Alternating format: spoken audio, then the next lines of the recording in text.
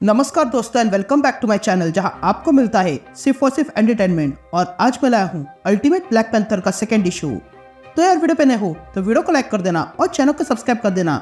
और साथ ही मेरे चैनल पर ज्वाइन बटन स्टार्ट हो गया है तो आप वहां से भी ज्वाइन कर सकते हो। और उसी के साथ अब आप मुझसे व्हाट्सएप पर भी जुड़ सकते हो जिसका लिंक मैं आपको डिस्क्रिप्शन में दे दूंगा। तो यार पिछले इशू में आपने देखा कि कोनशु और रा मिलके वकांडा के लोगों को मार रहे हैं, इसलिए ये देखकर शूरी परेशान हो गई थी और वो डोरा मिलांजी की मदद करने जाती है। तो वही टचाला कोनशु और रा से वॉर ना करने के ऑर्डर देता है, लेकिन फिर सेरेमनी में कोनशु का एक फॉलोअर खुद पे बॉम्ब लगा के फट जाता है जिसके कारण टचाका मारे जाते हैं। और अब ये देखकर टचाला तय करता है कि वो कोनशु और रा से लड़ाई करेगा।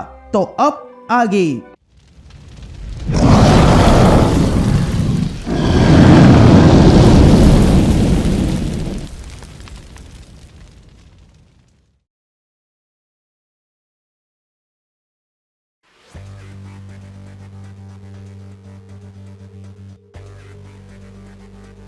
All right gang. तो इशू की शुरुआत में हम टचाला को देखते हैं जो टेंशन में था। तभी ओकोय टचाला से कहती है कि 30 दिन से वकांडा डर में जी रहा है।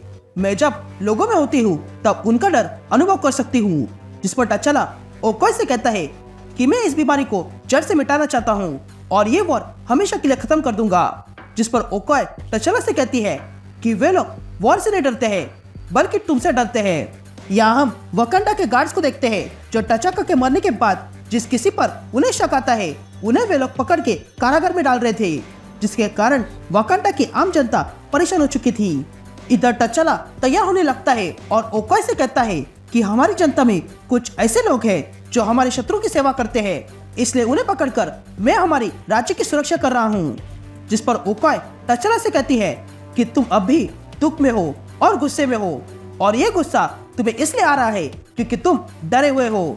जिस पर टचाला ओकोय से पूछता है कि मुझे किस बात का डर है। जिस पर ओकोय कहती है कि वही जिससे हर एक आदमी डरता है और वो ये है कि वो कभी अच्छा नहीं बन सकता है। तुम्हारे ऊपर बहुत बड़ा बोझ है, तुम्हें अपने पिता को ऑनर करना है, तुम्हें अपने लोग और राज्य की रक्षा करनी है और उसके लिए तुम्हें किंग के साथ साथ नाइट वॉरियर बनना पड़ेगा। वकांडा को तुम्हारी जरूरत है टचाला। ओकोय की ये बात सुन के टचाला विचार करने लगता है और ओकोय से कहता है कि मुझे वुडोकान से बात करनी है। जिस पर ओकोय टचाला से कहती है कि उन पर भरोसा मत करना, वे लोग भविष्यवाणी की सेवा करते हैं ना कि तुम्हारी, इसलिए तुम उनकी सेवा मत करो। ये सुनते ही टचाला वहां से चला जाता है। फिर हम टचाला को देखते हैं जो वुडोकान से मिलने आता है। तभी वुडोकान साधना में बैठी हुई थी और वो गॉड से बात कर रही थी। तभी टचाला वुडोकान से कहता है कि तुम जो कुछ भी सुन रही हो वो शेयर करो। जिस पर वुडोकान टचाला से कहती है कि मैं गॉड्स की बात सुन रही हूँ और अगर मैं बीच में बोलूंगी तो उनकी यह वाणी निर्दयी हो जाएगी। तभी वुडोकान गॉड्स की बातें सुनने लगती है और टचाला से कहती है कि तुम्हारी लाइफ में वुमेन ऑफ लाइट आने वाली है और तुम्हारा और उसके बीच अच्छा खासा बॉन्ड होगा जो वॉर के दौरान ही बनेगा और फिर वो तुम्हें एक बच्चा देगी जो आगे जाके तुम्हारे राज्य का युवराज बनेगा। तभी टचाला देखता है कि एक चमकती हुई औरत आसमान से उसकी ओर आ रही थी। ये सुनकर टचाला वुडोकान से कहता है कि ओकोय ही मेरे वंश को आगे बढ़ाएगी। जिस पर वुडोकान टचाला से कहती है कि हाँ वो समीप है, लेकिन क्या वो तुम्हारी लाइट है। जिस पर टचाला कहता है कि वो मेरा विवेक है, मैं कभी नहीं चाहता हूँ कि मैं किंग ऑफ वॉर बनूं। जिस पर वुडोकान टचाला से कहती है कि नियति हमसे नहीं बल्कि हम नियति के हिसाब से चलते हैं और नियति हमारे लिए जो निर्धारित करती है वो हमें पूरा करना पड़ता है। यहाँ सीन शिफ्ट होती है और हम वकांडा के बाहर डोरा मिलांजे को देखते हैं जिन्होंने कोनशु और रा के लोगों पर आक्रमण कर दिया था। यहाँ हम शूरी को देखते हैं जो रिमोटली यह लड़ाई देख रही थी और तब वो टचाला को कांटेक्ट करती है और कहती है कि डोरा मिलांजे लड़ाई में बिजी है, तो अब समय हो चुका है आपका इस लड़ाई में आने का। यह कहते ही हम ब्लैक पैंथर को देखते हैं जो अपना प्लेन लेकर वहां आ जाता है और एक ही पल में कोनशु और रा के सोल्जर्स को मार गिराता है। ये देखकर डोरा मिलांजे वकांडा की जय हो कहने लगते हैं।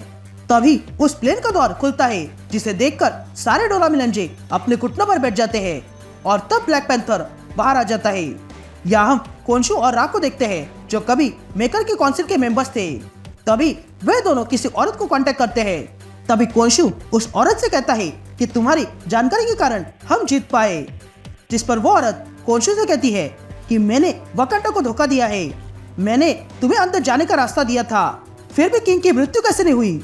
जिस पर कोंशु कहता है कि मेकर के जाने के बाद हमने ये कॉन्टिनेंट पर कब्जा कर लिया था, पर वकांडा पर नहीं।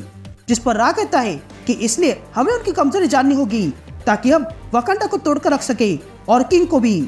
तभी वो औरत कोंशु और रा से कहती है कि हम दोनों की जरूरत एक है।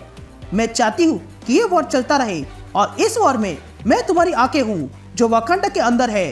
जिस पर कोंशु कहता है कि अगर ऐसा है तो जल्दी हमारे विजय होने का मार्ग ढूंढ लो। जिस पर वो औरत कोंशु से कहती है कि तुम मुझे आदेश नहीं दे सकते हो कोंशु, मून नाइट मुझे नहीं जानता है, पर अब समय हो चुका है तचाला के राज्य का अंत होने का। मैं तुम्हारे लिए इंफॉर्मेशन और प्लान भेज रही हूँ, उसे फॉलो करना। यह कहते ही वो औरत चली जाती है। तभी रा कोंशु से पूछता है कि क्या तुम इस जासूस पर भरोसा करते हो? जिस पर कोंशु रा से कहता है कि नहीं, मैं भरोसा नहीं करता हूँ, पर इसको भी वकांडा की बर्बादी देखनी है। यहाँ से शिफ्ट होती है और हम वॉर रूम देखते हैं जहाँ पर तचाला ने अपने खास लोगों को बुलाया था। तभी तचाला कहता है कि हर एक विलेज जिन पर अब तक हमला हुआ है वो सारे के सारे हमारे राज्य के समीप थे और वे लोग आक्रमण करके लोगों को अपना बंदी नहीं बना रहे हैं, बल्कि वो लोग तो यहाँ से रिसोर्सेज प्राप्त कर रहे हैं। जिस पर शुरी कहती है कि हमने अपने रिसोर्सेज छुपा के रखे हैं, फिर उन्हें कैसे पता चला? जिस पर ओकाई कहती है कि वो इसलिए क्योंकि उनका कोई जासूस हमारे बीच है। जिस पर तचाला कहता है कि अचानक से पिताजी की हत्या हो गई और अचानक से ये लोग हमला करने लगे, तो कोई तो हमारे बीच है जो उन्हें जानकारी दे रहा है। जिस पर शुरी कहती है कि ऐसा कौन हो सकता है?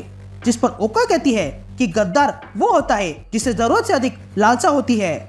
ये देशद्रोही वही होगा जिसे हम जानते होंगे, लेकिन कभी उसके बारे में हमने सोचा नहीं होगा। जिस पर तचाला कहता है कि हम इस देशद्रोही को ढूंढ निकालेंगे, लेकिन फॉक्सुल और एरन तुम्हारे पास जो जानकारी है वो हमें बताओ।